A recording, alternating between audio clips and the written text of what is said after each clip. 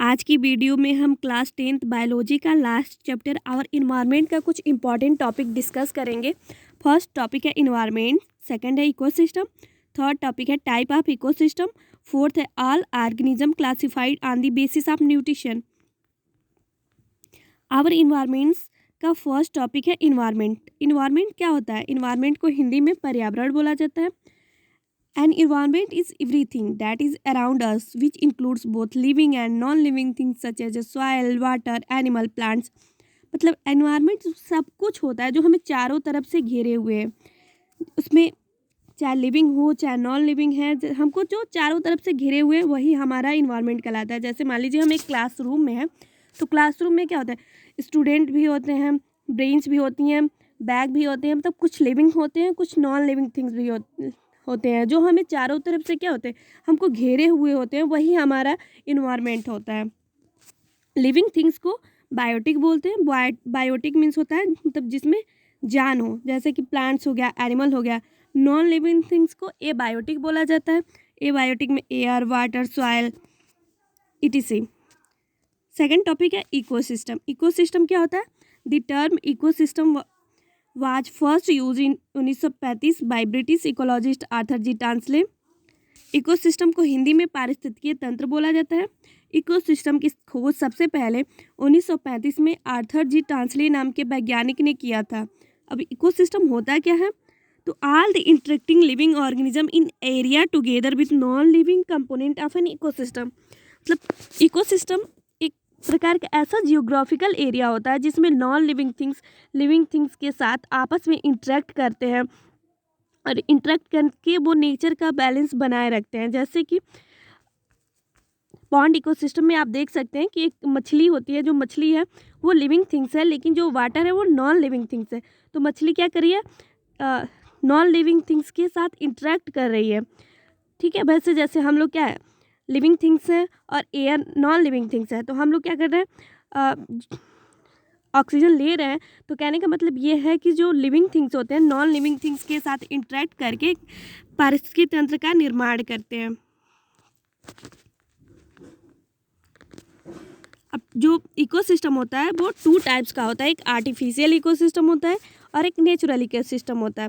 Artificial means जो कृत्रिम होता है। कृत्रिम यानी कि जो मनुष्य के द्वारा बनाया गया होता है, जैसे कि क्रॉपलैंड हो गया, एक्वेरियम हो गया। क्रॉपलैंड में जैसे कि हम लोग धान गेहूँ जो लगाते हैं तो वो क्रॉपलैंड हो जाएगा।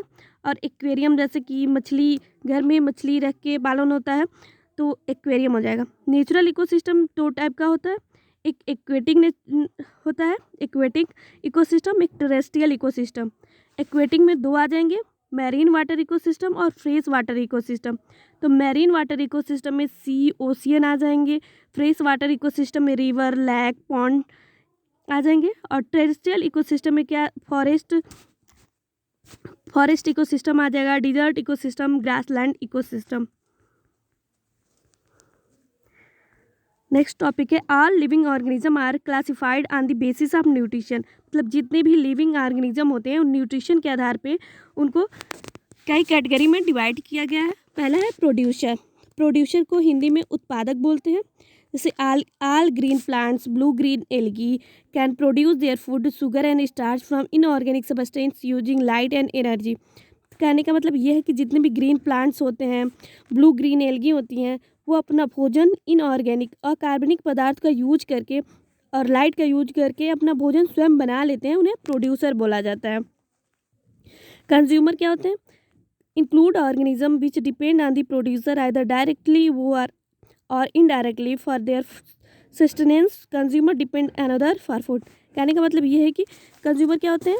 जो प्रोड्यूसर पे डिपेंड होते हैं अपने भोजन के लिए, डायरेक्ट, प्रत्यक्ष या अप्रत्यक्ष रूप से। जैसे कि हम लोग धान खाते हैं वो डायरेक्ट हमको प्लांट से मिलते हैं, लेकिन जो दूध पीते हैं वो हमको डायरेक्ट प्लांट से न मिलके गाय से मिलती है। तो गाय क्या खाती है? गाय जो है वो प्लांट्स खाती है।